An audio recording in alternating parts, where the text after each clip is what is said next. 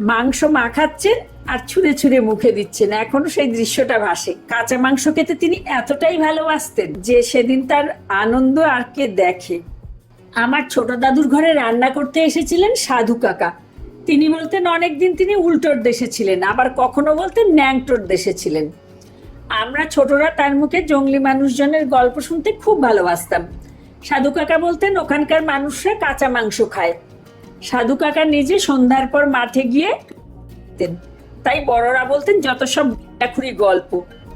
তার কথা কেউ বিশ্বাস করতেন না। যেদিন মাংস হতো তিনি মাংস মাখাতে মাখাতে বেশ খানিকটা মাংস খেয়ে নিতেন। কেউ কিছু বলতে গেলেই বলতেন আমি তো আর রান্না মাংস খাবো না, আমি আমার ভাগেরটা খেয়ে নিলাম। মনসা পুজোতে পাঠা বলি হতো, সেদিন সাধু কাকার খুব আনন্দ। বড়রা সেদিন তাকে অনেকটা মাংস খাওয়ার পারমিশন দিতেন।